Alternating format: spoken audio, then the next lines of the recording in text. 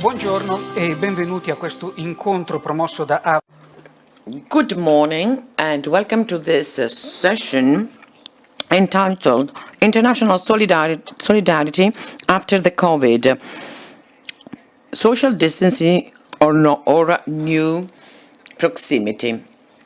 And thanks to our guests, whom I will be introducing in a few moments.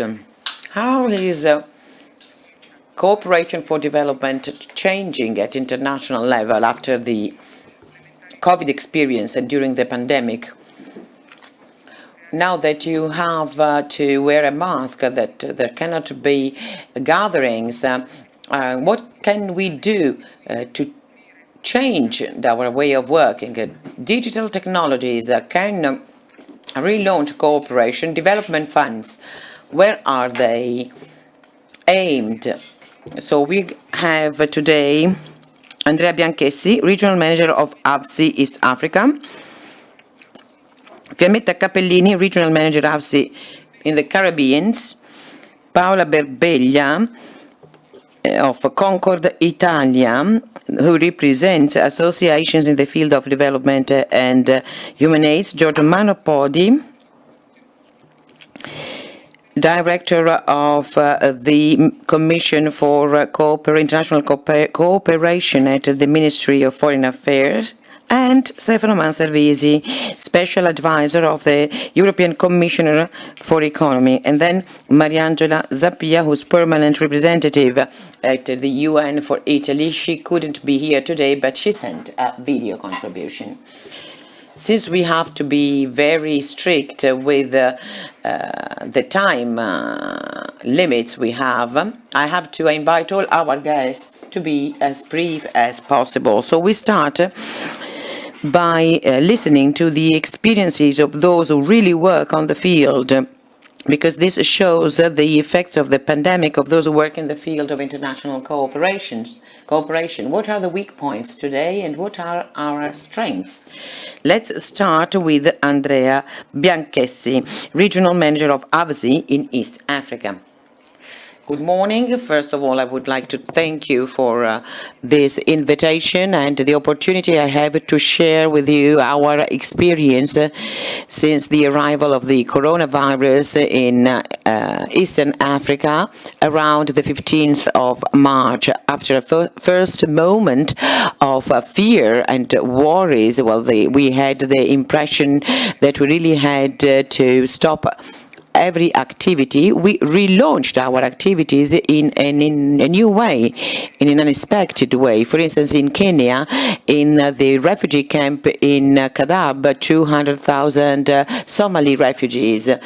We had created a series of groups of people who proposed the positive contests to these refugees in a very difficult situation, also because of the presence of Al-Shabaab and the safety threat it represents.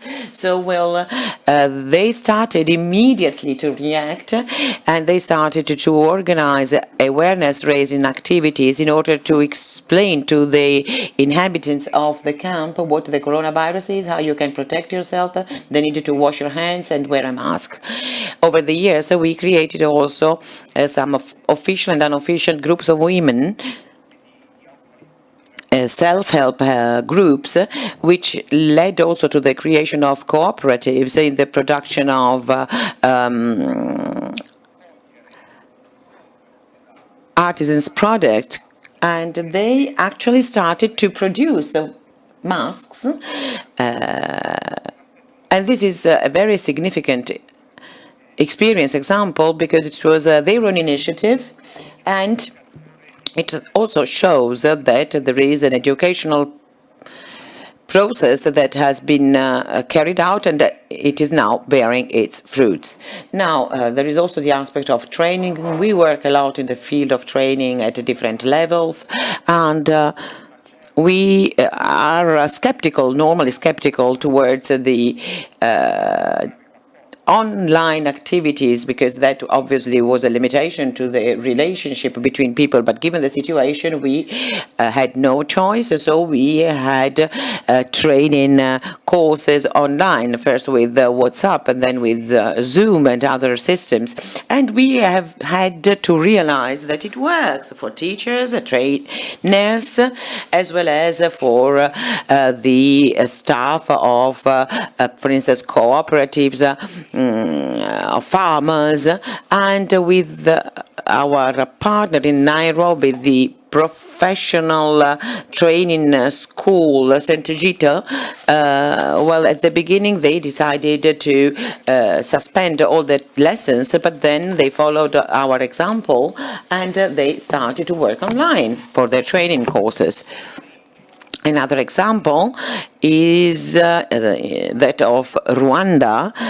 Schools were closed there too, but the government started to give lessons through the TV and radio. And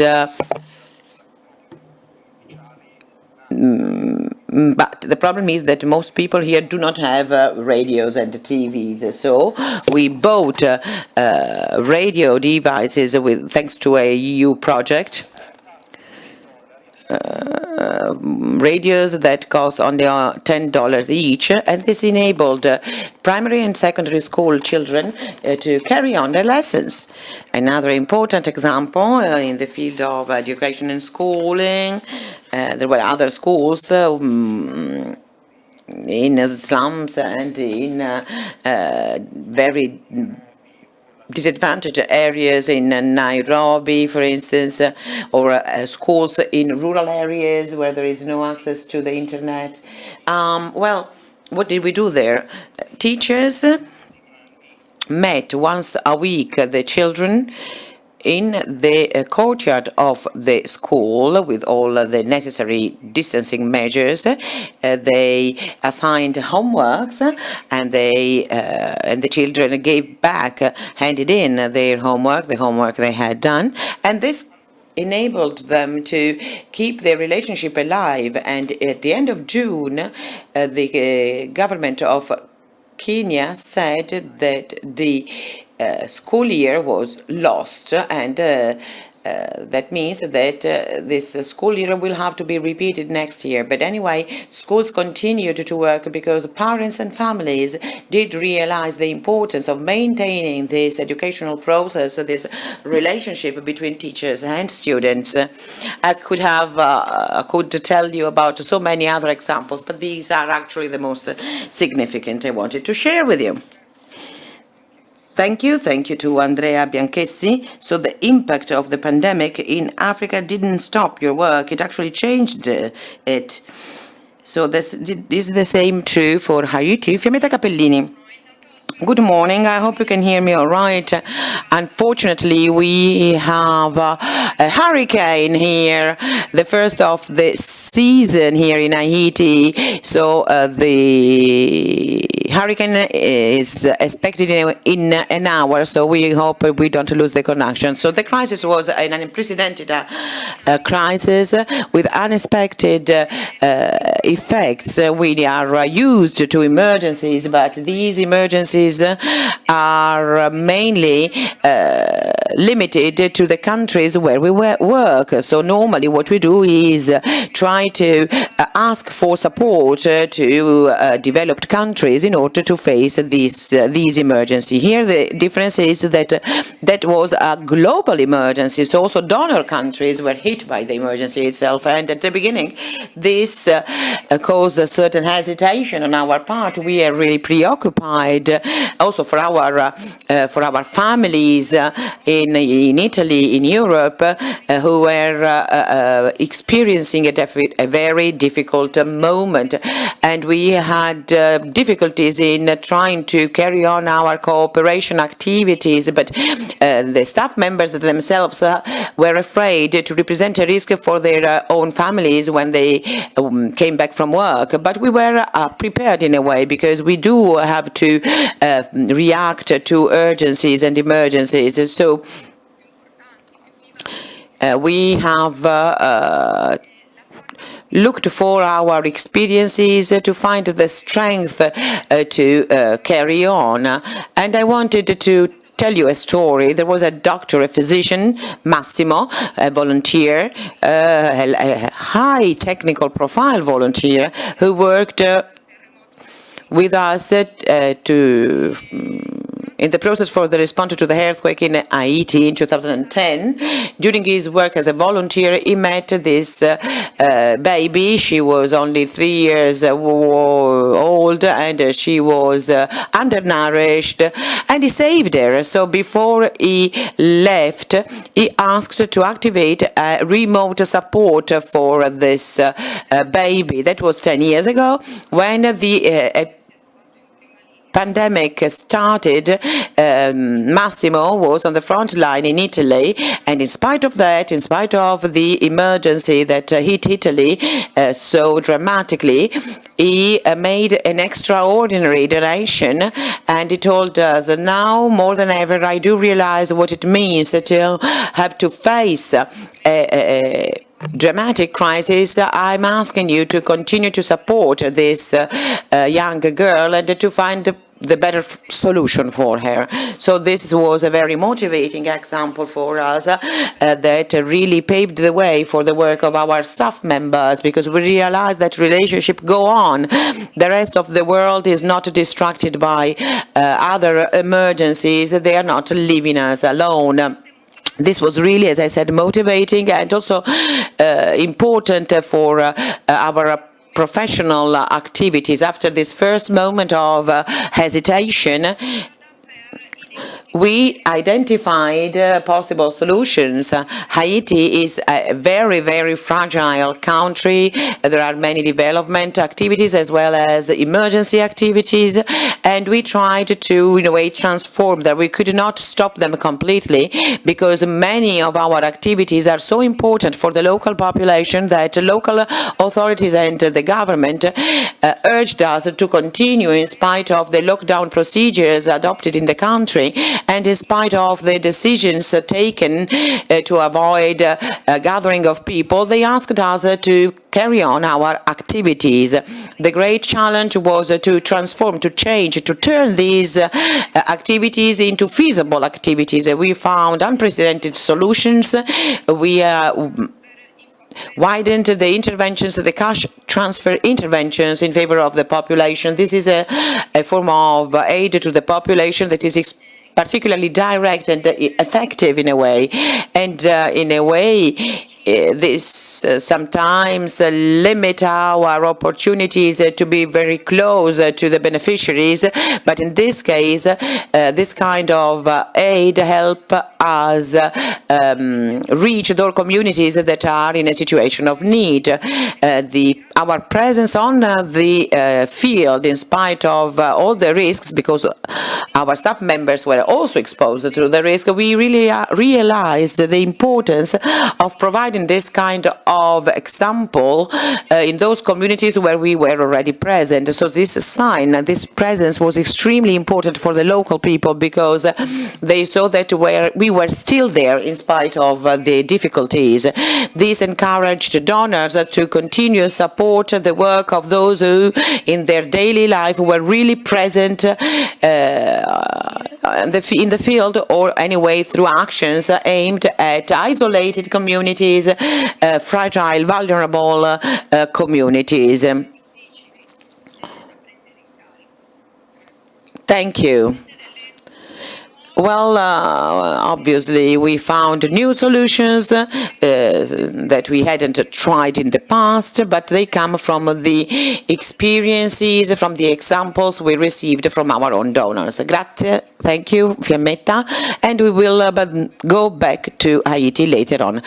Paola Berbeglia, who is the delegate for the education to the Global Citizenship Concord, Italia. Please let us know what you're doing at the moment. Well, thanks for this opportunity, and I must say it is really important in a moment when, as I wrote recently, we have the impression that the main that education is no longer a priority in national and international agendas, I would like to thank the AVSI because in the 11th of June 2020 issued this strategy for the education to global citizenship. This is a tool that brings us on the same level as other European countries, because this becomes a priority sector. It provides tools for the development of critical thinking and for the development of knowledge. What does it mean to talk about the COVID in this phase when we are dealing with education and training?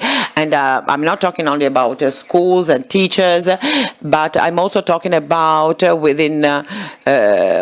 the actors that are part of this strategy, so that is to say institutions, politicians, and the professional world. So this shared work that was drawn up in this strategy enabled us to work on different levels. So, in the meantime, during the pandemic, Italy chose to take part, Italy is part of the G20, obviously, the group of the civil society of the G20, which will actually meet in Italy next year. As international educational leader, I could make education to global citizenship into one of the two main priorities. Also, if the process at the moment was led by Saudi Arabia. So you can imagine what that means in a country that, is not known for its civil freedoms. We managed to introduce table this theme is one of the main priorities. The World Economic Forum followed the same guidelines, saying that the skills in the field of global citizenship will be fundamental for the future. And with reference to the European and international aspect, immediately before the lockdown, the DG DEFCO asked us to present in Brussels the process that led to the drawing up of this strategy, so that other countries and other networks and the Commission itself could, in a way, participate. So what do we have to do at the moment? Well, for us, the COVID is an opportunity to reorganize the whole of the educational system, because education and schooling today is not thinkable without global citizenship. The OECD is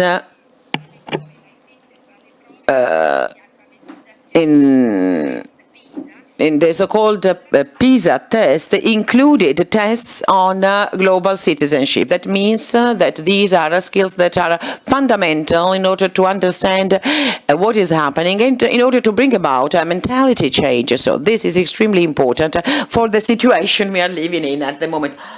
And there are two main elements.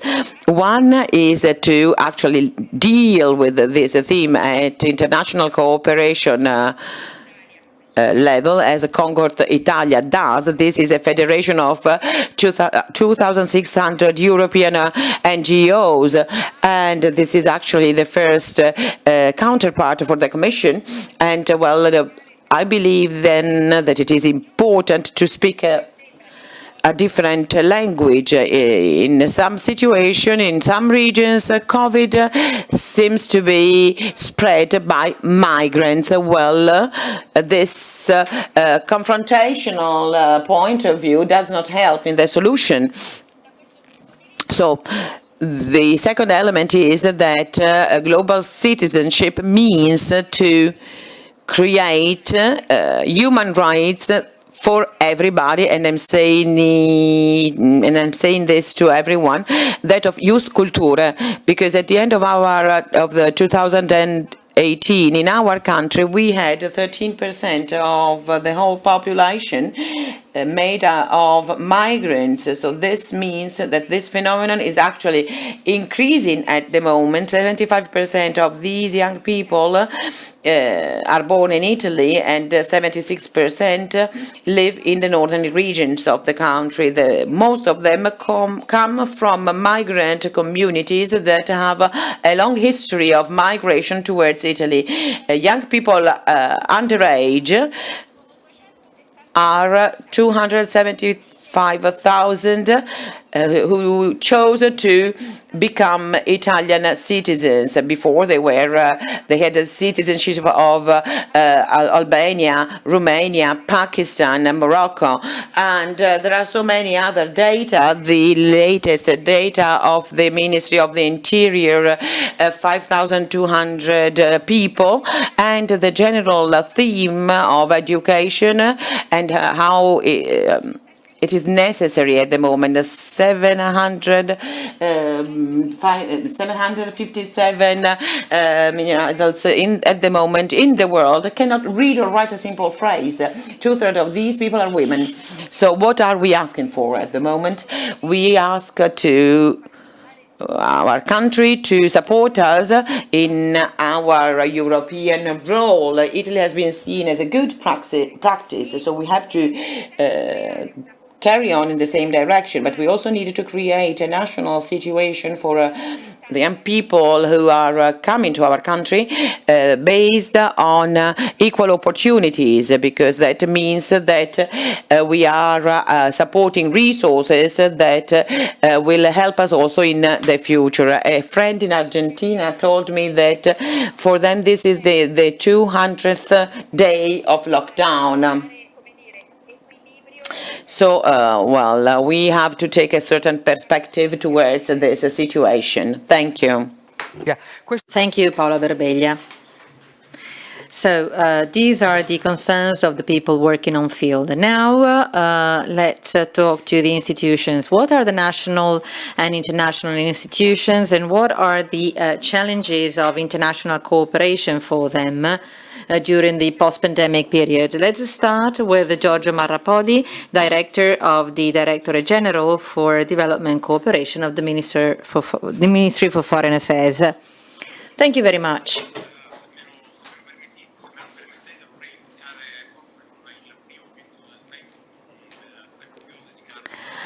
Let me start by talking about our presence in Rimini. I was in Rimini until 2 days ago. This year, we came as Ministry for Foreign Affairs and the Directorate General for Development Cooperation. Last year was our first experience. That was a very positive experience. Started together with the European Commission. And I'm saying that because right after me, we will have Stefano Manservisi that will be speaking, Special Advisor to the European Commissioner for Economy. So that was a very positive experience, which is why we came back this year to Rimini. So thank you for that. I think that this special edition in Rimini, where you had many distinguished figures from politics and the civil society sector, bears witness of the importance given to development cooperation. Last year and this year we came to Rimini in order to talk about one of the most important sectors of our cooperation, as in partnerships. And we also talked about that during the OECD in the Peer Commission, where we talked about our partnership experience with the footballers. So Rimini is a very important showcase for us, and we came back because we have a strong partnership with AVSI. This is also connected to what I'm going to say about the pandemic. What is the role of cooperation during the pandemic and after the pandemic? I think that the partnership is a key word in that.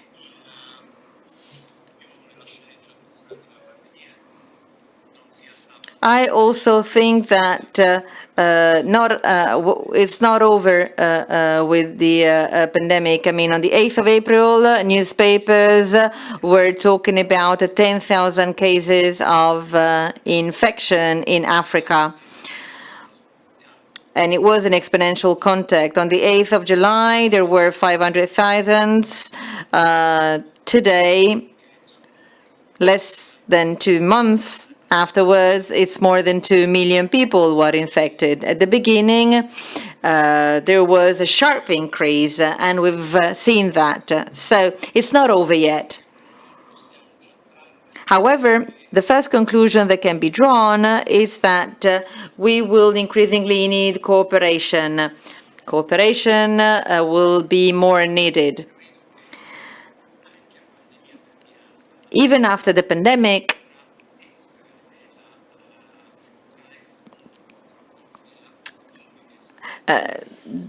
we can suffer from the fatigue that we have sustained in recent years. The General Director of the World Healthcare Organization, Pedros, talked about that. We need to be careful about the pandemic.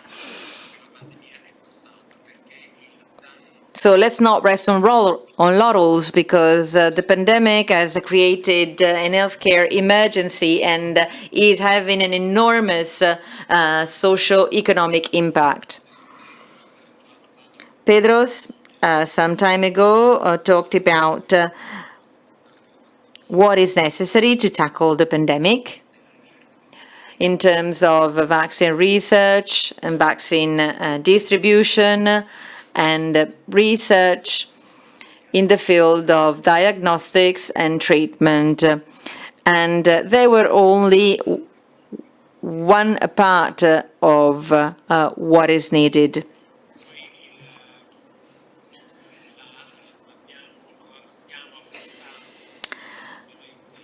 We are tackling the pandemic from different perspectives.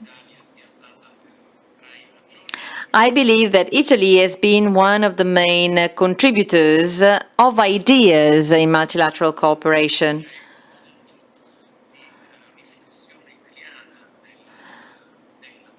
Italy has highly contributed to the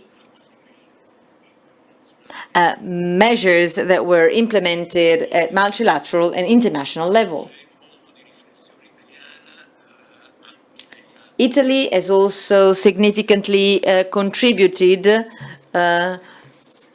to design a vaccine. Our Minister for Foreign Affairs at G7 was the first one to talk about the need for having an international alliance to fight against COVID-19.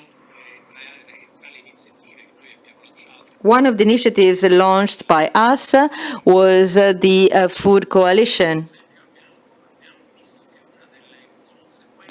One of the consequences of the pandemic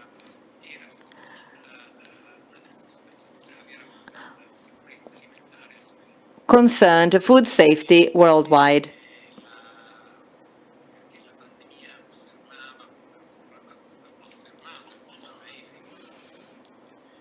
In many countries, the pandemic has stopped farming, agriculture, all the agricultural supply chain from production to distribution. That risks leading to very severe consequences on food safety and on all the progress made in recent years on fight against hunger and food safety. This is a very difficult year. We were already tackling different emergencies in the agricultural sector and in crops due to drought and flooding. But this year we also had to tackle the serious emergency of the invasion.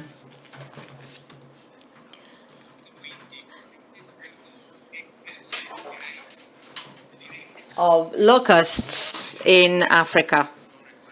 So more cooperation and not less cooperation. This is the first message I want to convey to all of you. And now let's give the floor to Stefano Manservisi, Special Advisor to the European Commissioner for Economy. Thank you for organizing this debate. Thank you, AVSI, and thank you to the meeting. I do share with Giorgio Marrapodi some nostalgia for what we have done together. I hope that we will be able to do that again and cooperate together, because only by working together in Europe and worldwide we can be successful in order to tackle the existing challenges of the pandemic. Let me focus on some aspects. The first one is the systemic dimension. For people dealing with development, in the light of the decisions focusing on the concept of sustainability, especially the Agenda 2030 and the Sustainable Development Goals,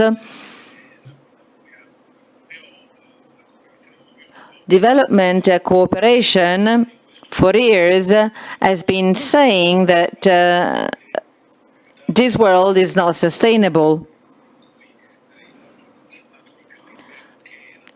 A couple of days ago, it was a day where the world has consumed more resources than needed. This means this is in line with the message that has been conveyed by development cooperation for many years. This way of production, this way of living is not sustainable. As Giorgio Marrapodi and the previous colleagues stated very well, we need to do a lot more. We need to work a lot more on cooperation. Only by having more cooperation, we will be able to tackle the sustainability challenges, which we've been able to see through the pandemic and through climate change. So we need to realize, everyone needs to realize, all governments need to realize that cooperation plays an even more central role in defining new policies, not only projects. The bench test of sustainability, where development cooperation plays a much greater role. The second aspect is how can we implement all that? So we need to think about what has been done in Europe. Paolo Gentiloni also talked about that at the meeting. Europe did something which is not easy, but has led to more Europe. This is not just connected to the Euro bonds, but Europe has created a financial context, a financial aid, and a way to allocate resources, money, and has redefined its own role by doing so, which Europe is not just an institution allocating money or controlling that the money is spent, but is also doing something more, is also dealing with digital development, healthcare, education. And let's focus on education, because we risk that education might be neglected. So how to take on the new challenges? What has been done in Europe should also be done elsewhere, as in outside Europe we need to design policies based on cooperation and coordinating different measures at two different levels, as in a macro level, because developing countries, Latin America or Africa, do need a lot of projects and budget lines, so they need to be helped, as the state is doing with us all, in order to continue promoting their economies, meeting the needs in terms of reform and equipment in the healthcare sector, and also to keep equal access to education for all. Also, digital policies. So, on the one hand, we will need to work together. The Europe and the member states will need to transfer resources to developing countries, not only those affected by the pandemic, but also affected by economic consequences. Most of these countries live off the international trade, so prices have significantly decreased. So on the one hand, we have transfers. On the other, we also have policies and stakeholders. We always say that we need to have an integrated approach in terms of humanitarian assistance, safety. This is good for policies, but I do believe that we also need to have an integrated approach among stakeholders. Stakeholders can not only be governments or international financial institutions, although they do have an important role to transfer budget lines to developing countries, but also the stakeholders, NGOs, volunteers, the civil society as a whole will need to play a fundamental role because, for example, a transfer of a budget line to support educational policies or policies in healthcare is important, but are these countries able to design the policies that they need? Are they able to implement, for example, telemedicine in different ways in rural areas or through the training of staff? So there must be a new, let's say, relation between the macroeconomic level and the macropolitical level. We need to decide who does what in order to replicate the European integrated approach so that institutions and citizens can collaborate together. I think we will need to work on that. Thank you.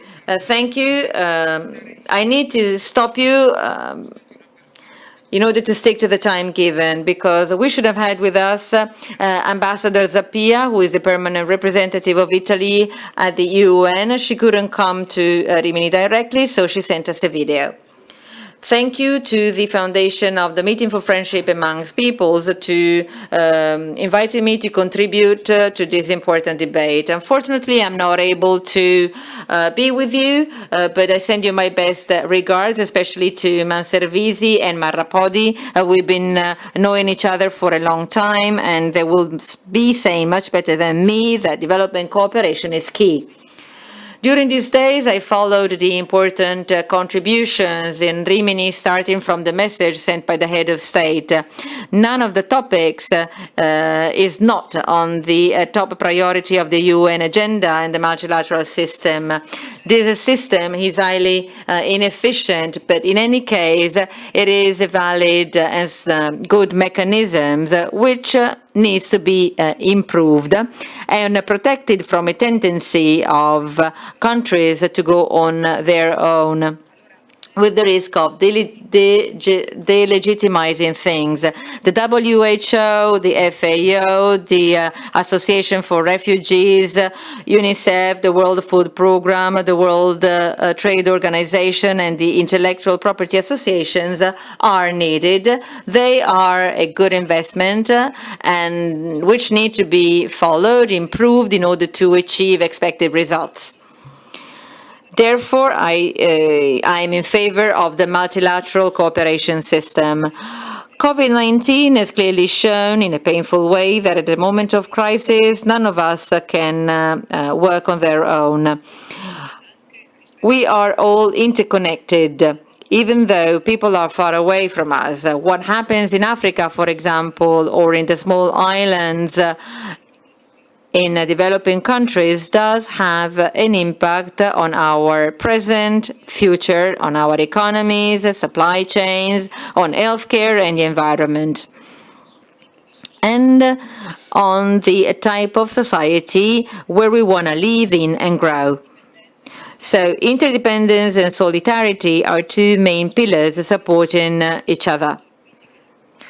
My second point is that the pandemic has dramatically shown, although there are clear differences, one of the assumptions that Italian cooperation had designed in the 1960s. We're all interdependent and we need to focus on solidarity. Working on development cooperation today, meeting the needs in a great humanitarian crisis and allocating our resources, helping others is not only right but also necessary to do. There is no alternative to that. There is no alternative for those who have nothing, but also for countries like ours.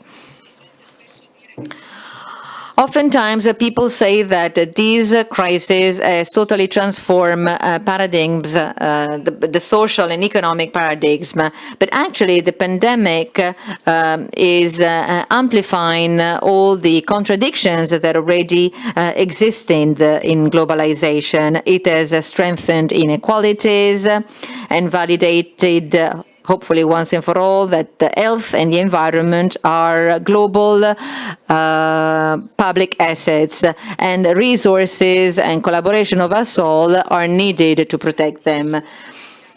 We can live safe and sound only if others can do the same. This must be the guiding principle in order to review the systems of global governance. From the beginning of the crisis, the United Nations have been given an international reply in healthcare, in increased assistance to developing countries, and in promoting recovery focused on sustainability and resilience. Undoubtedly, the international and political context, the mistrust existing today has made it more difficult not only to provide answers, but also to convey a sense of trust towards the system on which our coordinated action and effective action must be based. It took the Security Council 3 months to adopt a resolution saying that the coronavirus is a threat to global peace. And a 90-day ceasefire has not prevented the system from continuing giving assistance to humanitarian crises. However, this has certainly weakened the so-called call to arms against the common enemy, which would have given us hope rather than the confusion we're now experiencing. So my third point is that development cooperation and humanitarian aid must go hand in hand with diplomatic cooperation.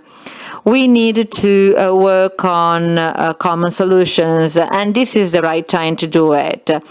Right now, we need to believe in the system of international cooperation, be it in the international vaccine distribution that will enable us to go back to normal, be it providing food safety and nutrition, be it protecting intellectual property so that everyone will be involved in innovation, be it the improvement of technology and digitization as leverages of progress, be it environmental protection to avoid that future generations will no longer be able to live under safe conditions.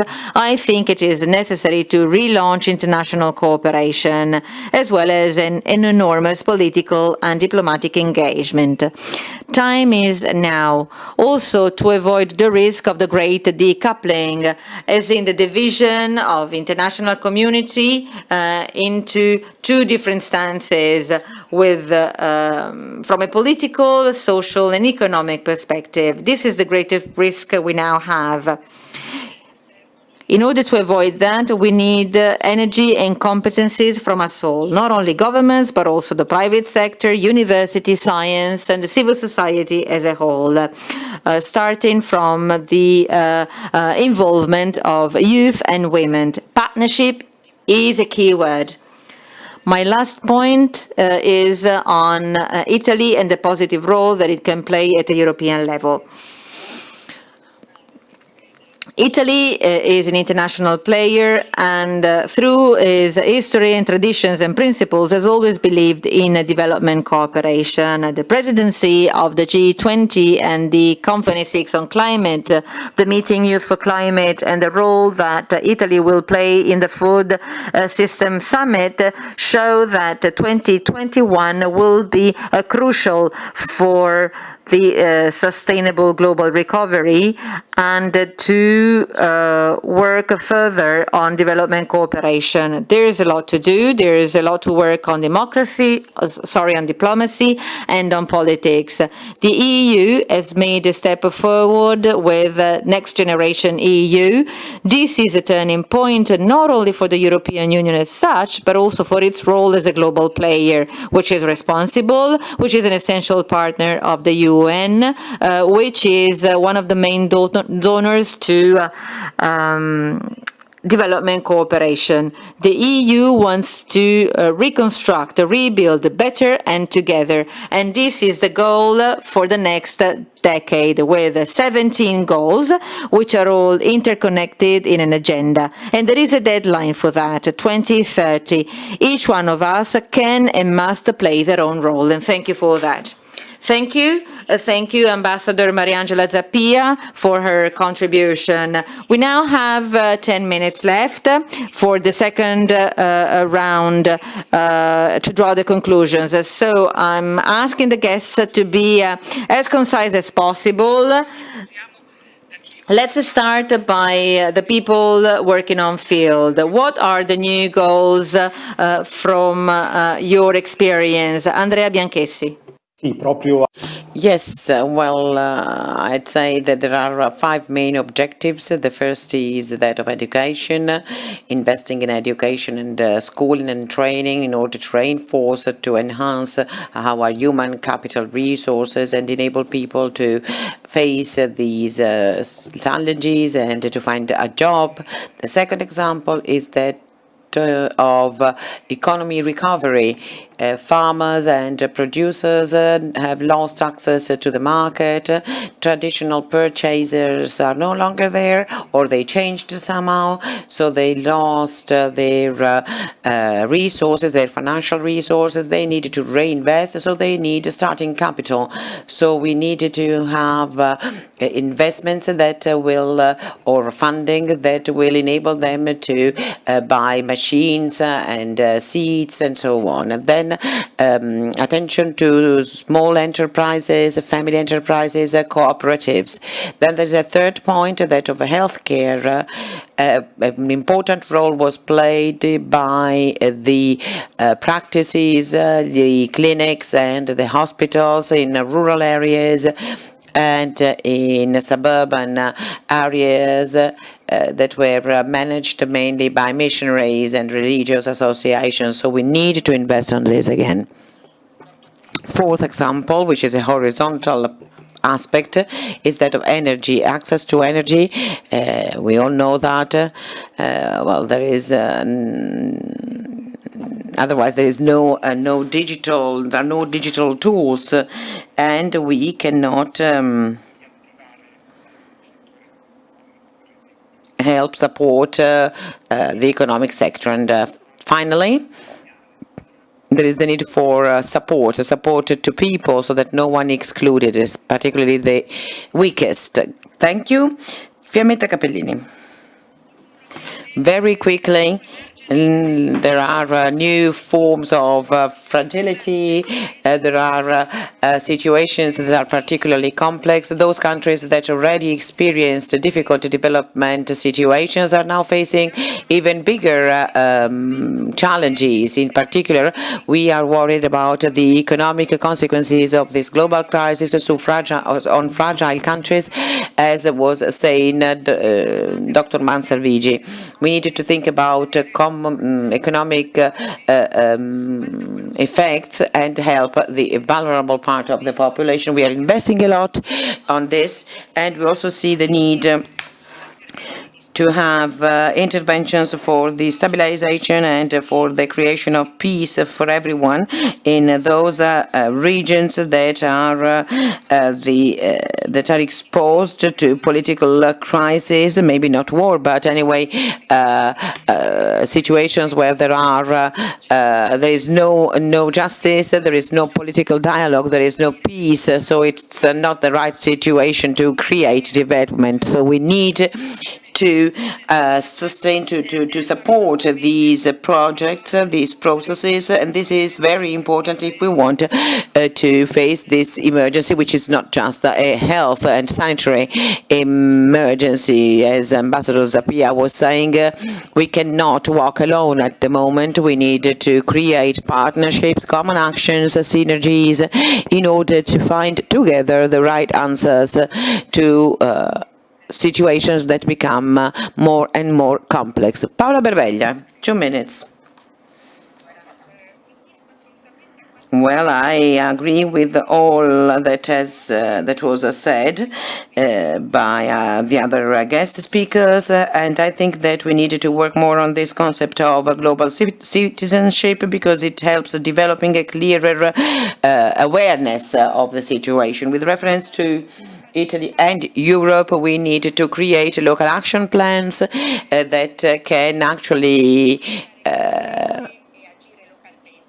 will implement the old motto, think globally, act locally. So we need to find or to use all these tools and instruments we have. First of all, the strategy for the education of global citizenship and the new law on education that will come into force in September here in Italy. And I would just like to add a few words to what Ambassador Zappia was saying as our objective 4.7 development objective. We need by 2030 have students that have all the skills and knowledge necessary to promote sustainable development. Something has already been done at the moment, but so let's look at what is happening at the moment. We do not have to invent something new because we already have effective tools. Thank you. So these are the new objectives, the new goals on the basis of those who work on the field, in the field, and how can institutions reinforce and sustain, encourage the work of international cooperation. I'm asking Giorgio Marrapodi. Well, very quickly on my part too, I think we are all agreed on the fact that, as Stefano Manservisi was saying, and others, that we need to stress the importance of education, because this is an extremely important aspect. We listened to the dramatic experience of Kenya, where students actually lost their school here, and well, we in Italy will go on reinforcing our activities in the cooperation with Kenya, and not only, but we will try to work both on the bilateral as on the international level in favor of a global partnership for education. And I agree with what Ambassador Zappia was saying. The virus, the COVID, showed an fragility that had been underestimated, and we've seen how the virus has spread quickly, but this doesn't mean that we have to isolate ourselves. We need to cooperate, because the well-being of a country depends on that of the others.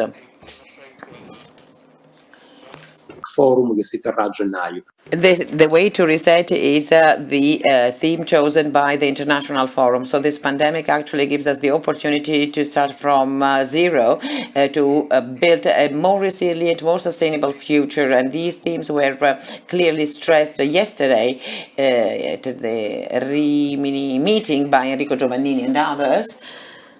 So the world of cooperation will have to play a vital role, a pivotal role. We don't know how exactly, and here we have to be sincere. We have a lot of lessons to learn from this pandemic. Some ideas are already there, but we can actually draw conclusions only later on. But anyway, cooperation needs to go on having a pivotal role in order to have effective mechanisms and bilateral effective actions. Thank you. Thank you, Dr. Marrapodi.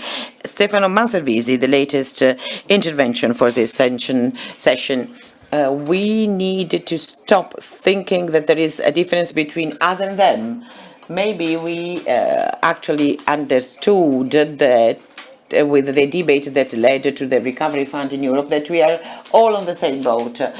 So the recovery fund is something that Europe is promoting. Will not be enough if Europe will not become, will not play a central role in guaranteeing that everyone can have access to resources and skills in order to face the pandemic now and its consequences later on. So our recovery is part of the recovery of other countries in the world. So we cannot longer think about us and them. We're all together in this.